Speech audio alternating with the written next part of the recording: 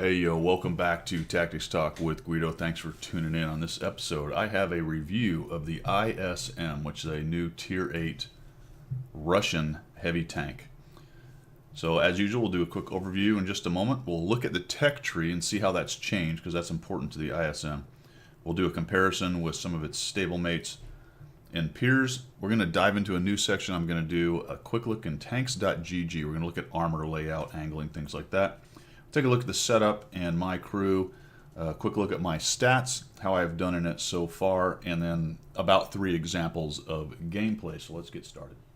For an overview on the ISM, it is at Tier 8. We'll look at the tech tree in just a minute, but you can notice right away it's obviously a rear-mounted turret on a heavy tank, which makes it slightly uncomfortable to play in World of Tanks based on the way World of Tanks is played. It's kind of in the vein of the 4502 Bravo, the Tier 9 rear-mounted German tank, in that it's got quite heavy front armor, pretty good sloping, and almost no or virtually no side armor unless you are angled. The side armor is okay, but once you get a flat plate on this tank, you're going to have a pretty easy time penning it. You can see that the tracks are exposed, and they are quite wide as well. Real quickly, when you're in the stock configuration, you're running around with an IS turret. So if you look at that, it's basically the same as the IS. If I click on the IS, you can see that the turret is essentially the same turret. And that is a very weak turret for a Tier 8 tank. So for the stock grind, that's going to be painful. The other part of the stock grind is you're going to be running the 122M D25T, which both it and the Top Gun have 390 alpha, but it's got the 175 pen for kind of the standard preferential Tier 8 122s, and it's essentially the IS's Top Gun. It's workable, and I'll show you an example of me having a decent game in this particular tank at Tier 8 with the base gun, but you're going to probably find yourself shooting a lot of gold. Gold pins at 217, whereas the upgraded gun gets up to 240 for the gold. But where this tank really shines is getting that upgraded gun and then putting on the top turret, which is a very, very strong turret. You look at it, 250 in the front, and we'll do a comparison, but it's comparable to, say, not quite as good, but comparable to a T-32 situation when you're hull down and just showing your turret. So that is the basic overview. This was essentially a proposed IS-2 upgrade or IS upgrade, and was competing with the IS-6, so it was a tank that was never built. You can see that as far as profile goes. We'll close this out. If you look at some of its stablemates, you can see that the KV-5 is much larger. The IS-6 is a similar lower profile. And the big thing that's nice, especially at Tier 8, because you see Tier 10s and mediums with really good accuracy, is that great big tumor is not there that the stock turret has. That stock turret, not only is it just weaker overall, that big tumor is just a shoot me here kind of thing. It's a relatively compact tank. Even the 252 seems a little bit bigger. It's a bit wider. So if you look at this and you go back over the ISM, you see it's kind of a thin, little small tank as far as a heavy goes. Lots of armor on the front, not much on the side, much like the 4502 Bravo. For tech tree considerations, you'll see that the ISM is off of the IS. You can split from the IS to go to the IS-3 or the ISM. If you intend to go up both, you're going to have to play the IS to grind out both the IS-3 and the ISM. When you get to the ISM, I already talked about, you're going to have the stock gun. We'll look at that in just a minute, the other components on it. But you won't have anything else unlocked for the ISM. You're going to have to get the gun, and you're going to have to get the turret. The KV-85 starts with 4 crew members. The IS is actually 5, so you lose 1 when you go from the IS to the 85. And then you've got 4 for the IS and 4 all the way through to the 705 Alpha. So it is a new tech tree, and it does go to the 705 and 705 Alpha, which are brand new tanks to the game. So that's been the change there. Your crew then for the IS will jump right up to the ISM. If we click on that, then you can see that a lot of the new tanks that Wargaming is putting out don't have these relatively complicated upgrade systems as far as unlocking things. It's pretty much straight upgrade to one new piece of equipment. I was able to free XP the engine and the tracks. I had to grind through the gun and then the turret. That's kind of odd on this one. First you get the good gun, then you get the good turret. That's a little bass backwards for most of the tanks. So you're going to end up using that 122. You'll get to that better gun, and then you'll get to the better turret. I would have definitely liked to get the turret before the big gun, because that stock turret is really, really painful. You can see it's 144,000 up to the 705. It wasn't too long of a grind to get those, so I didn't have the typical free experience where I just unlocked everything. But that's good, because I can show you some of the stock kind of battles, or at least one stock battle when I get to the examples. Caveat there is I did have the engine and the tracks. I didn't have to unlock those things. So let's jump into the comparison. As I always say, I have taken all of the equipment off of these on the configuration. It's 100% cruise with the top modules on each one of these tanks, and no skills or perks, and no equipment or food or anything else like that on there. So those are the numbers you're seeing. Basically a fully upgraded tank with 100% crew. So if you look at this, we have the ISM, and I have selected all tech tree tanks except for a couple at the end. I've got the 252, which is considered generally slightly OP, the low, which is a very good tank, and then this is a preferential, but just so you can kind of take a look at that and see what the differences are. So on firepower, you see it's at 299. This is Wargaming's number, and it's basically right in there, maybe slightly lower than the others. Why? Because it carries a bit more of a better armor profile, at least theoretically. Oddly enough, the Canaverin is showing at 484. Why is that? Because this thing has been buffed to ridiculous levels. I know this is an ISM review, but just so you know, look at the DPM that you're getting off the Cairn now, 2,696. It is far and away by 600 better than any other tier 8. I'm telling you, this is a good tank. With the upgrades it's got, I recommend it. All right, let's go back to the ISM and see how she does. 212 on the penetration, and remember that this is with regular AP or whatever regular round the tanks have, so it's okay, a bit on the low side, but not quite as bad as a T-32. If you press 2, that's pretty much fixed. Come over here. Rate of fire is relatively low, so it's that standard 122 millimeter Russian reload time. It's above 10 seconds or so and can be worse. It's at 11.22 right there, but of course you can run the various things, the rammer and things that help you out, and it'll get somewhere in the 10s as far as that goes. Turret traverse is quite fast on this, and that's something that can be annoying with some of the Russian heavies, because sometimes their turret traverse is fairly slow. This one has a fairly significantly fast turret traverse, which is nice because when you are running a rear turreted tank, people tend to try to get around you quite a bit just because you are a bit clumsy, and it's nice that your turret can swing around and do its thing. Gun depression is okay at -5 and +20. Interestingly, even though it's rear turreted, it's -5, whereas the IS-3 is also -5. I found that interesting. So it's not super uncomfortable, but it's not a great, obviously, ridgeline fighter right there. Aiming time, this was interesting because it's fairly quick. It's not T-32 quick or Cairn quick, but also it's not IS-3 levels. However, that is offset by the dispersion being larger. In fact, I think it's close to worst in class. Looks like the 252U is slightly worse than the IS-6. So it really feels like more like a 252 and IS-6 as far as the size of the dispersion, even though the aiming time is significantly faster than either one of those. So it's a bit of a trade-off. Larger dispersion, but it will zoom in faster. Average damage per minute is actually pretty high for the rest of these tanks, minus the ridiculous level of the Cairn over there, which still is blowing my mind. Hit points right in the middle at 1,500. Maybe that's actually on the bottom, but 1,500 is not bad. And the whole armor, you can see it's got the best side armor. Now, I said the side armor was kind of weak.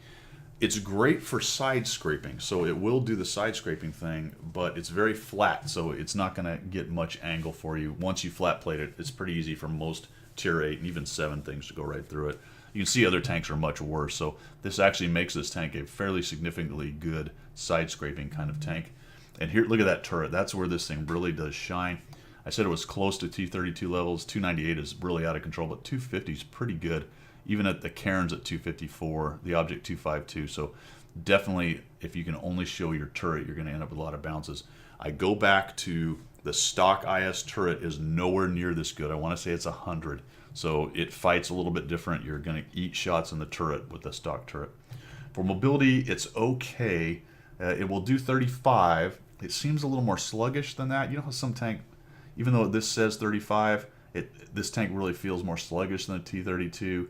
It's just one of those things. It's not terrible, but it's not great either.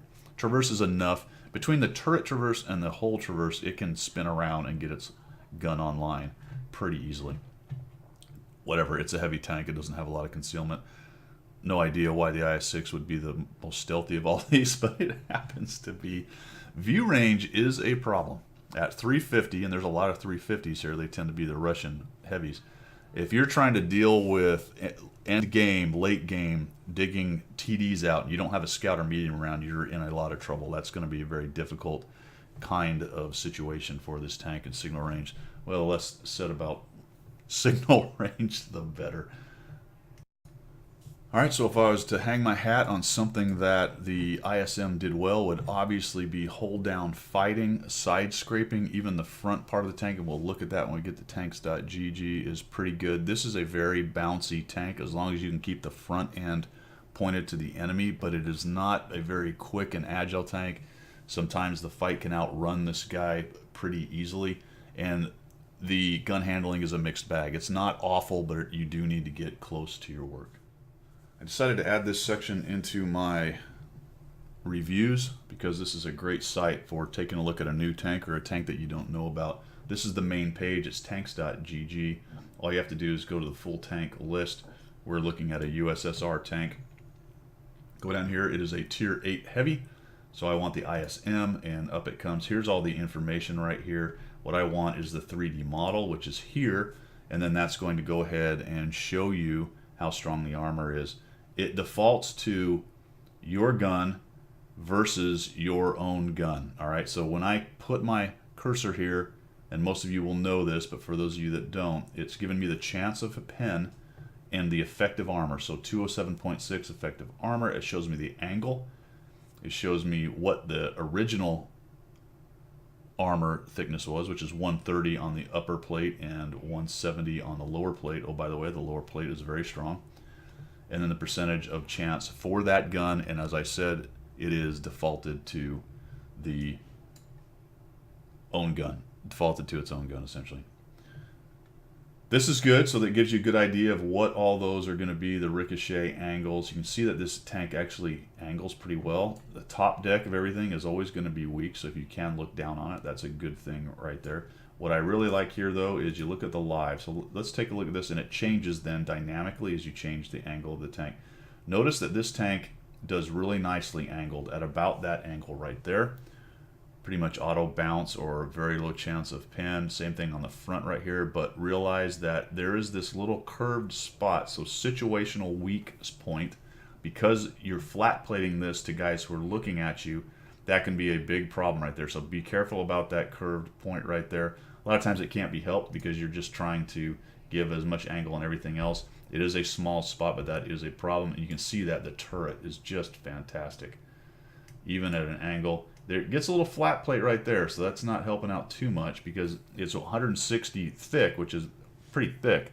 But again, it's flat plated, and you can see that once you get on the side of this guy, holy cow, that much like the 4502B, it's just really hard for it to bounce anything on the side. So you really need to keep your armor angled, something around this level right here to keep them honest. And even the front's pretty good as far as bouncing.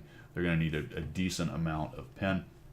You're talking one of those 175 penetration on the preferential 122 millimeter tanks like the IS-6 and the 112. They're going to have a hard time getting through the front. But anyone dabbing 2 or a tier 9 or tier 10, they're probably going to shred anything on the whole. If they shoot your turret, they're very foolish because it's quite good. All right, let's look at my setup and crew. You'll note that I've got all of the top modules unlocked on this thing now. So that's what I am using. I already showed you what it looked like with the other turret. For the setup, I have a vert stab, I have improved ventilation, and large caliber tank rammer. I really don't think there's a better setup out there for this tank than that. I would not use the enhanced gun laying drive on this tank. I am spamming a lot of gold. Some of that is a carryover from the stock gun, which had really struggling 175 pin, but I'm try-harding in this tank and wanted to do well, so I'm carrying 12. That's a lot of APCR. You can see that it's got a good loadout though, 15 AP, 12, and I've got 3 HE. I could even drop a couple more HE just to be annoying in there, but that's a very situational round. The 122 does okay with HE, but it's not amazing. And I am carrying large kits. This is something new to me. I had about 200 or 300 stacked up in my garage. So some of my newer tanks, I'm putting the large kits on. I'm just kind of curious if that's going to end up helping me in the long run right there. So that is my setup as far as equipment goes. You could clearly run food. I haven't had much problem with fires on this, so I don't think it has a big issue right there. So you could drop maybe the fire extinguisher and put food on there if you wanted to get crazy. I do not like lighting on fire, so I carry automatic on everything. Over here on the crew, you will note that this is a new crew. They don't even have one skill done. So I did not bring my IS crew up, and I didn't bring a crew out of another tank. I actually started a brand new 100% crew on this tank just for giggles. So that's what's going on right here. And I've done okay with it. Not too bad. Let's take a look at the stats so far. You can see that I have down here 70 battles in it, and I've got it one marked, running a 61% win rate and 1,011 average XP. I would say maybe 10 of those battles are platooned and the rest are solo. Over here you can see like 61, like I said, the hits are pretty good, and that goes back to getting close to your work on this tank, which is because it's the wonky 122, I tend to get up front and personal, and that's where the armor on this tank and the turret starts to shine. Face hugging is very problematic for people with this tank. Damage ratio 1.44 is okay, destruction's okay. Armor use, once you start getting past 50 and up towards 1, that's where your armor use is good. But if you look at other tanks, if I can sort this thing here a little better, the KV-4, for example, my armor use is over 1, so 1.0. This is only at 0.71. And I will say that its problem is once anyone gets to its side, it has a very hard time bouncing anything. So that was at one point near a 9, but in the last 10, 12 battles, I got kind of beat up.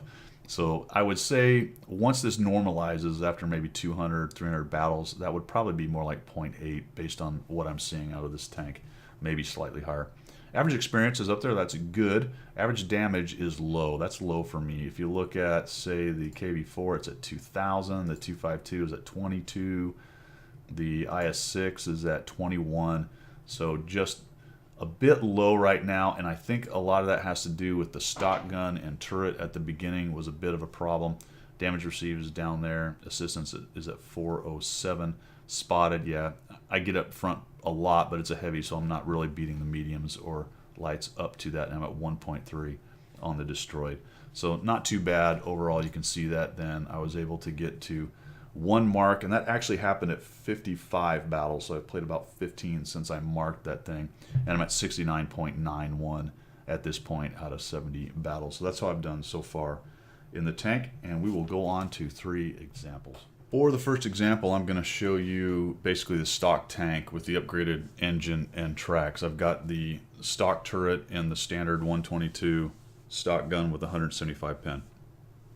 I'm carrying 12 gold because it's got such a low pin. You can see I'm in a 357 on Windstorm, middle tier, and I'll show you that this gun can be effective even if it's a tier down. I will tell you, I'm not going to lie to you, at tier 10 with the stock gun, it's like having a IS-6. It's very difficult to be effective. Gold will help, and you've got to be smart about it. There'll be tanks with lighter armor that you can deal with, but the super heavies, things like that, are going to be a pain. However, we don't have much of that to deal with on this game, even though I am mid-tier. I'm on Windstorm, and I head off here into the city initially, and I'm going to use the front armor of this thing and its side scraping capability. That's my plan. There are numerous places in here where you can fight down corridors in the city and use your side scraping Palooza ability. I like knocking down these fence posts here as I move in because they are a pain, and that is why right there. They block your view on what's going on. The M445 I'm not too afraid of. I should be able to block just about anything he has, and I'll just shoot one right into that flat plate there. RNG is my friend. So it is the 122 gun. It can be wonky, but you can see that in that case it worked out for me, and in general it's going to be my friend for this particular battle. Come out and side scrape, and that's where you're going to shine right there, especially against lower tier tanks. It's always going to be a good deal. You can see that they've pushed in pretty hard. They've come across and they're all up in the face, but we've got a nice force over there holding them, and I'm only looking at this tier 7. So right now I'm trying to decide, am I going to flex back over and help our guys, or is there a possibility that I can actually get in behind some of these tanks? That spot, by the way, is vulnerable to artillery, and this GW Tiger P is going to love me the rest of the game anytime he has a shot on me. So I decide, all right, let's push in and see if we can't relieve what's going on a little bit over on my left side. This is dangerous because I'm putting side armor to a lot of guys, and right away I have an IS that comes out. He ends up seeing me, fires on the move, and I'm able to zoom in a little more than he was able to. Initially I'm going to back up thinking that's not good because I'm going to get aggro, and then I decide to push across. The plan is I'm going to hook left and put my front armor to these guys right here. If I can catch any more of them coming back around that corner, I'll go ahead and take a shot. So I'm looking around thinking, oh geez, a 103, that is really bad. But he's not looking at me, at least for the moment. I'm able to put a shot into him. I don't quite get, I'm trying to back out and I can't get the armor angled the way I want, and that's over angled. So this is one of the difficulties of a rear mounted turreted tank, heavy tank. Any tank might have issues here, especially if the M445 comes around the corner because you're just being shot from two directions. But it is a little bit wonky as far as getting it to go, and I'm trying to get back around this before that guy reloads and puts one in my side. Now I need to clear this M445, so I'll bait a shot. That's something you can do with nearly any tank, especially one that's got good armor like that. It was highly angled when I baited the shot and I came around, and now I've got this 110, which I do not play very well because I gotta try to go through this truck, and I end up not having enough oomph to get to the 110. And then I'm backing up thinking I might just try to get away, and then now I've got a Artie on my side, and he's lapped off a bunch of my hit points. And right now I just need to get in here. He makes a foolish move, moves in, but they're really getting pushed hard. He doesn't have a lot of options, and now I'm able to get up against this building and protect myself from the GW. So I become a thorn in their side, and we're cleaning up down here. Once you get around behind guys and they start turning around, that really creates opportunities for the rest of your team. This dude's not really paying attention here. I'm trying to use my camera to see where he's pointing. He just fired something. All right, fantastic. You just fired. Thank you very much. Come out here, put it into your lower plate, and I'll just back out. The 110 does have a relatively fast reload for the tier, and being a heavy, so you do have to be careful when you're trying to trade with those guys. And here he comes, but I've had enough time to reload, so just wait till he sticks his front around, and we'll nuke that guy. Now this was interesting because for the moment I'm thinking, I go, oh, Artie. So I'm just going to hang out here for a while, and then the Artie won't see me, but it was not even close to long enough because he just timed it. He saw me do the backup and go forward, and blam, guesses in there and drops another 228 on a near miss. Good Lord. So now I'm tracked and I got my 3 hit points. I guess I should be happy that I was actually still alive. And I'm looking for an opportunity to go kill him, so we'll speed this up. Takes me a while to go this way. There they are. There's one of them. There's the other one. Don't quite have a shot on them, and they both go down. I'll move up. Something I talk about all the time. Just keep moving towards the hit points. I have 2,700, and I'm going to end up with 3,000 because I just pressed W and kept going, looking for shots. Not hiding around corners. Not waiting for my team to do something. I'm pushing in. So what? If they take my 3 hit points, who cares? This game is so won. It just doesn't matter. Get in there, look for the hit points, and take it. I won't make you watch the rest of it. We tracked down the T-30, but I don't have any more shots. This ends up being 3,100 damage game. Not a bad game. 4 kills. Only 440 bounce, but I bounced at least one of them that I needed to. Bit of a mistake on misplay on the 110 in there, but you can see the point of that is that the stock configuration, as far as the turret and the gun goes, can work, but remember that turret is terrible, and you're going to be flinging a lot of gold, especially if you're talking about tier 9s and tier 10s that you're trying to take on. Let's move on to the next example.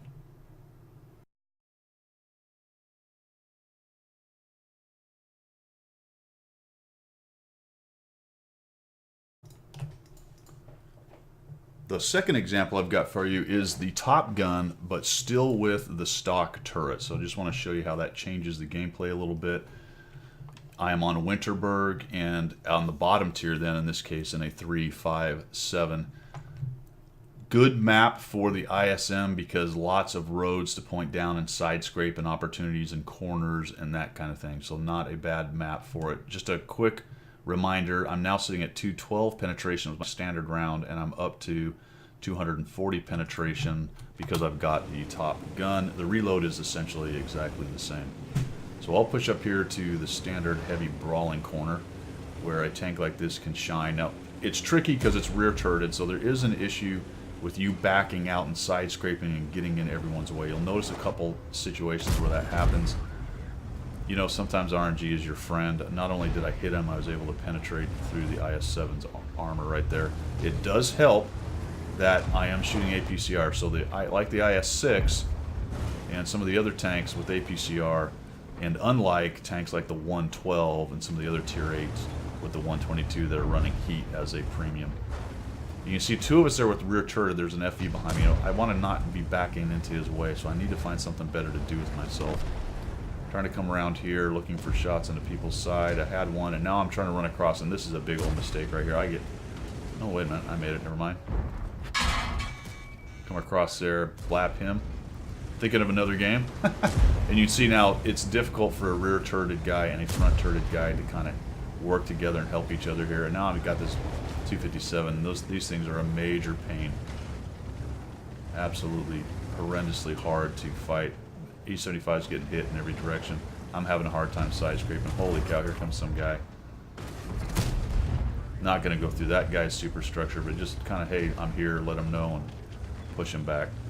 The Badger is really anchoring this position for us right now. It's a good thing we have him there. Unfortunately, I'm not able to get up under his armor, or maybe I got to the angled piece. Or fortunately, he's there because he's keeping that 284 version 4. 284, whatever it is, that TD over there from coming around the corner absolutely hammering us, so the Badger's having his way with him. Two overpowered TDs, that's all good. We've got a lot of guys stacked up here, and the thing is, if they'd had half a clue, they'd have come right around this corner and just wiped the three of us out right here. But the Badger really gives us some freedom of maneuver by taking him out. There's just a bunch of them, but I'm going to try to take this outside guy in echelon if I can. No, can't quite get to him. So you've got to be careful, right? It's a good side-scraping tank. I've already taken a hit. These are some heavy hitters back here. I do need to be very careful with how I take them on. And there goes a shot into the Karen. And that is one of the guys that I can effectively engage right now. I mentioned earlier, that is really a good tank. Now, just watch how fast that dude fires. Every 5-point-something seconds, he's lobbing a shot. And while the alpha's not great, he's getting shots out there. So we'll put 400 into his lower plate. I do have to be cognizant of artillery, but we're starting to win, and that's very helpful. They're being pushed on my right side. Just pause this real quick. They're being pushed by guys over there, so we need to keep over here, keep them busy so that our guys over there can take them on from two sides. We don't want to let them have the capability of just turn and face one flank or the other, so we just need to keep on pushing in. IS-7, there, down he goes. Sorry, IS-7, I really did just kind of let you have that shot. Trying to get up underneath. Nope, not enough pen to get up underneath that IS-7. Here comes the Badger. Badger! We don't need no sticking Badgers. Actually, we need this guy. So just push your OP Badger on in there. We've got to find a way to be effective here. I tried to track him, but that went right into the dirt. Trying to get out of the way. 5041's reloading, so alright, let me by, dude. There we go. Using the Badger as armor and trying to stay away from him enough that he can move backwards and forwards and be effective, but I can still use him to help me out here. So I'm just going to actually push in on these guys. And this is how you take down dudes who are holding corners. Just push into them and force them to make decisions that they don't want to make. I think he just missed me, so that's fantastic. Thank you for that. Put another shot into him there. Probably should have gone for his sprocket. Would have stopped him from backing into that area right there. Side scrape him. No sense letting him have shots he doesn't deserve. And he's just busy with everyone else, so we'll take him down. There he goes. And then this is going to be problematic. This is something I talked about when I was discussing it earlier, in that its view range is not great. So the last thing I really want to do is come around this corner and let one of those TDs sit in a bush up in that field see me way before I see them. So I do have to be careful here. We do have some mediums with a little bit more mobility and view range, especially that Object 140. So that's the guy I'm really relying to go find him. But we find right away that there's a T-28 sitting there, so that's helpful. I can come in here and I'll try to side scrape this T-28. Again, problematic with this Crummy turret. If I can get him to shoot into my body or my side, I might have a chance. I don't know whether, I think I backed into the shot that was going at the Object 140, but in any event I was able to bounce it. Got a 54 mod 1 sitting there, and that's a guy I can probably take on a little bit better, so I want to wait for him to pop out. There you go, he's out, so I get a shot into his side. Looking for my 140 buddy, and off he goes. I'm kind of like, oh crud, that's a bummer. This is not great for us because we're really splitting off. I wish the Badger and the 5041 would not have gone to their cap. There was no reason to do that whatsoever. It's just silly. You're sitting on the cap, they know you're there. There's the 128. So I'll get a, not 128, but T28. He allows me a shot into his side. And now I'm down to my 175 pen rounds. Sorry, this is the better gun, never mind. Sitting at 212 pen, which is helpful. And he goes through my turret, looks like. I've got to be careful. I'll probably win the trade. If I had gone to maybe to HE, that might have been smarter. Might have been actually able to kill him with a good roll. So I'm just messing around with this guy. This is not in the bag, so I'm not that interested in just playing Pika trade with this guy. He seems to know he can shoot me right through the turret. He's only having to use AP, so I'm just trying to be as careful as possible. There we go. And down he goes. That's helpful. And the Scorpion. I can take a hit from the Scorpion. Dang it, that went right into the mess right there. Into the rubble. So if he shoots into my hole, then I have a chance. If he shoots into my turret, more than likely it's going straight through. We got this in hand. No sense just driving out there and letting that guy kill me. I don't know where the Conway is. It's possible he's up in the lower town, and here comes the Scorpion. He realizes he's got to come make this thing happen. We both fire. He takes a hit. I'm just trying to ram and take him down as much damage as possible. And he doesn't reload. I think the reloads are comparable. He may be slightly longer, or maybe he had something damaged in there, but in any event, he wasn't able to get a shot. And that ends up being 4,373 with 2 kills. I'm not able to get any shots on the Conway. He dies to someone else later on. And you see then, even with the stock turret, and in this case the bigger gun, or not the bigger gun, but the better gun for pen, you still can be effective, even at the bottom tier of a 3.57. You just have to play it smartly, play it to its strengths, which is side scraping and occasionally getting that front armor into guys, and just playing smart can be even effective in tier 10 battles. And that brings us to our last one. Let's move on to the third one.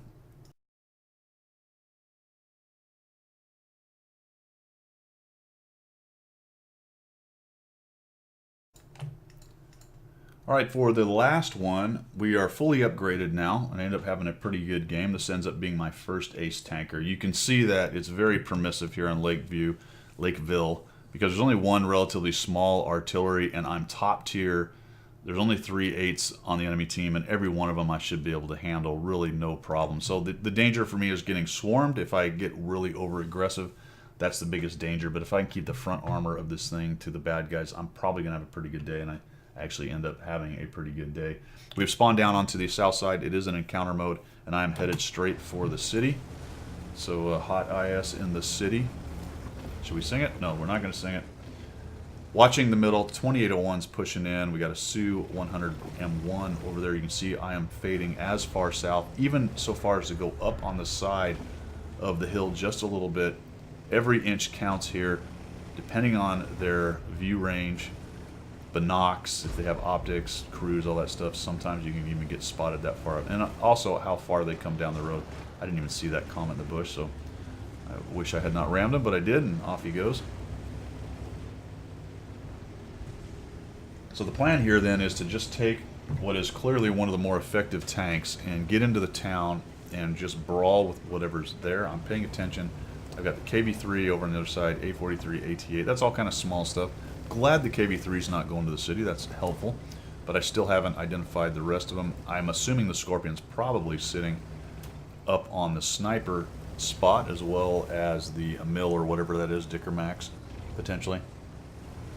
So I expect, really, I'm probably going to see the Centurion unless he's camping, the IS-3, and maybe a couple of the other lower tier heavies up in here. I knock these things down every time I come through here, because they're painful. It's hard to aim through them, and if you have a heat firing gun, it can be a big problem. I don't, but I missed a shot right there. I should have been ready to do that. That's why I came around that corner. So it's problematic with a rear-mounted turret on this kind of corner, you've really got to stick your front end out a lot more than I want to get your gun online, so that's not ideal. This is also vulnerable to artillery fire right here. But I have a couple friends in with me, and then I see the Centurion sitting over there.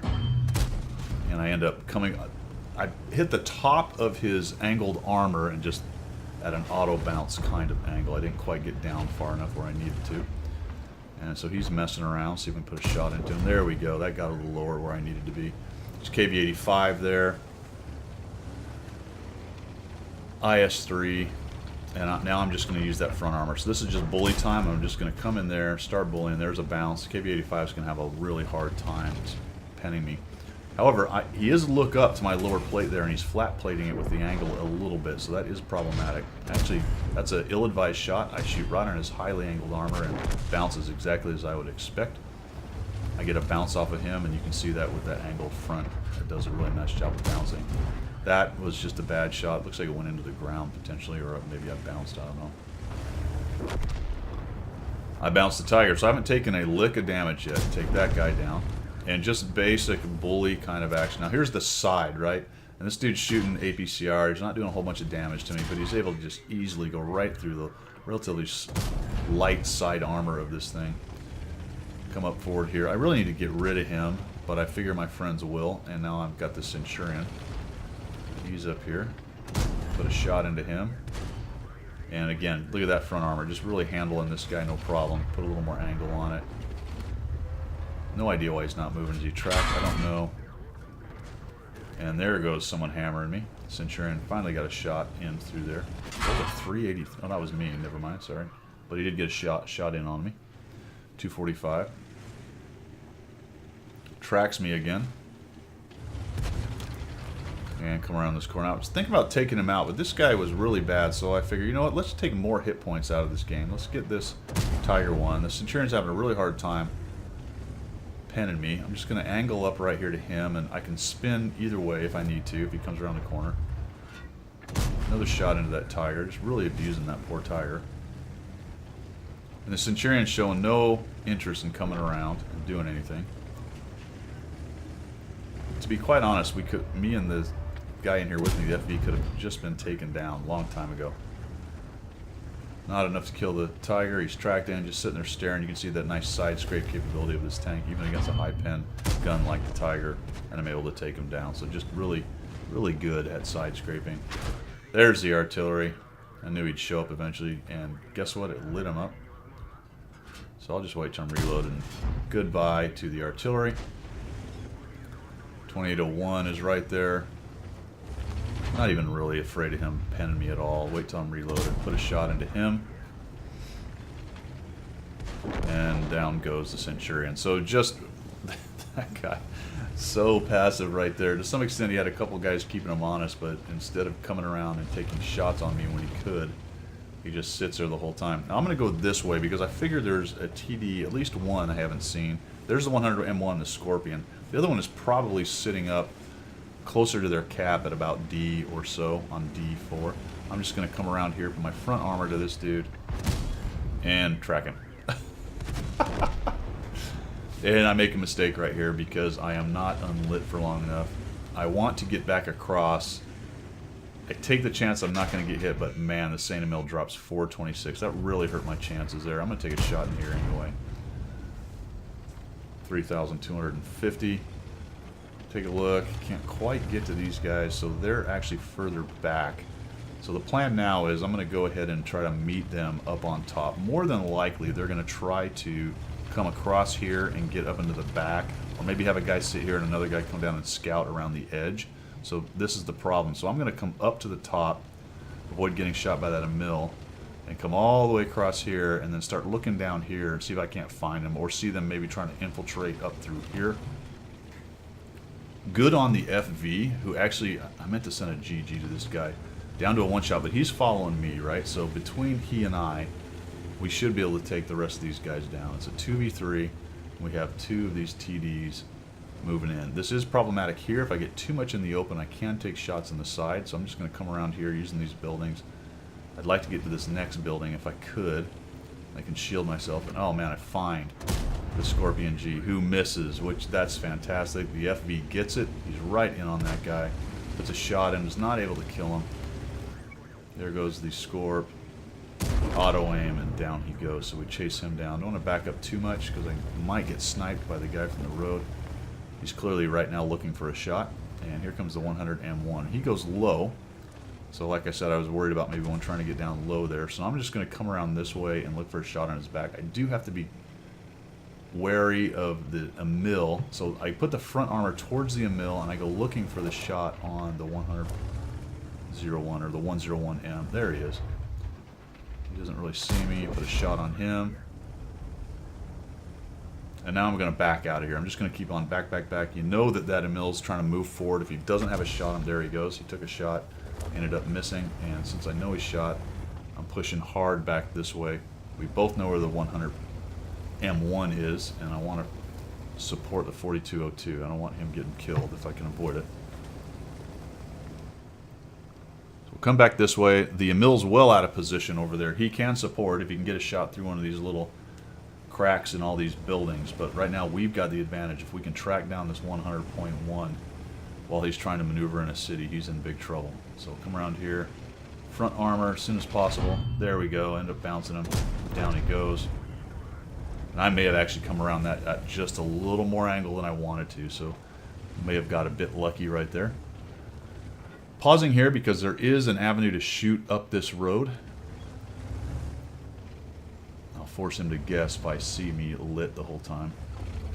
And now we're just going to jump on Cap and force him to come to us. We could try to get up there and find him, but that's just using a 350 view range against that guy, and that's really going to be a big problem. So initially I come in here. Probably shouldn't have moved that tank. That let him know I'm sitting there. So that might have been a dumb thing. But I was trying to clear the way in case I needed to force my way down. The depression's bad, so I'm going to have to come over that hill a little bit to get a shot. The 4202 is behind me, so I'm actually going to look this way. And if I have to, I'll back out to help him. But what this is doing is, for the moment, he's able to see anything kind of coming in this way. And I can see anything coming in from, if somehow he gets all the way around and comes in this way, or comes through this road, avoids, or maybe up high, avoids being seen by the 4502 and tries to come around this corner. So we've got both directions covered. I don't think he's going to be able to come all the way around this way, but if he does, I am looking down here and I've got this Hulk kind of in my way. So that was the basic plan here. This guy does something I was a little bit surprised about. I'm going to go fast here for Potato. Does take him a while to get in here. I'll show you where he actually shows up. We kind of figured he wasn't going to come after us.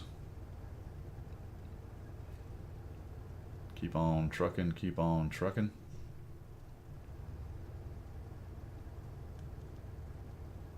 Says he ain't coming. I say probably not. I'm just kind of watching both directions. And I think right here, I think I'm going to back out. And about the time I decided to go look, he actually shows up. And so I get very lucky right there. I think he was on HE, and he shot something that was between us right there. So that was about the best situation he could have hoped for right there. I'll try to get this working. The FV can't see down that road, and me backing out put about my worst armor to him, and I just happened to go back there and look when he showed up. I got very lucky that he was shooting HE and it hit something. So now I've got the 4502 looking at him. He spins to hit the 4502, actually killed him. I got to come all the way back because my depression's bad, and I end up getting the shot. And we finally take that guy down. 6 kills, 5,094 damage. There actually might be some more damage. I may have blind shot that Emil. I'll have to look at it when I put up the results of it. It was an ace tanker, and it ended up getting my first mark. But you can see that in the bully situation where you're top tier, this tank can be highly effective, especially when it is fully outfitted. And you'll notice the nicest thing about that turret is it's a lower profile, and that big tumor is gone. You don't have to worry about that. Plus you got that amazing 250 millimeter armor on the front of it. All right, guys, that is it for that example.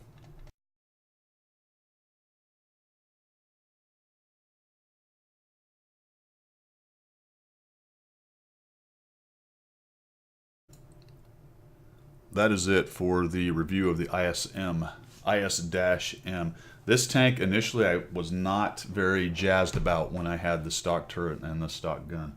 It wasn't terrible, I didn't hate it, but I didn't feel like it was really a very good tank. It felt like it was a IS-6 without preferential matchmaking, and that is basically what it is when it is stock. However, it is a completely different tank when you get that upgraded turret and you put the good gun on it, or the better gun.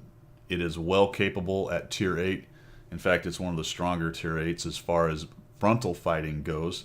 It does have its limitations because it is a rear turreted tank, but it is actually quite good when it is upgraded. It can hold its own at 9, and you know, any tier 8s can have issues at 10. It's situational at 10, right? And the good news is you only ever see 3 tier 10s out there. So, you know, you run into a Mouse or an E100, your lunch is going to be eaten pretty quickly. Type 4, Type 5, that kind of thing. But everywhere else, for the most part, it can acquit itself quite nicely. So there you go. Go out there and get the IS-M, and I will, as soon as I finish this grind, I will give you the review of the 705 and 705A. Here's a small thing, a weird artifact. I don't know what's going on, but for a while this gun was bare, and I've got this kind of distressed look on all the other paint, but the gun on this is shiny as if it's brand new, and that's from the top. Maybe the side's not quite the same, but it is a little bit odd. I don't know if that's a modeling problem. See right there, it just looks nice and shiny, no distressed on there. So maybe I clicked something else on my exterior, don't know. All right, that is it for the IS-M, guys. Take it easy.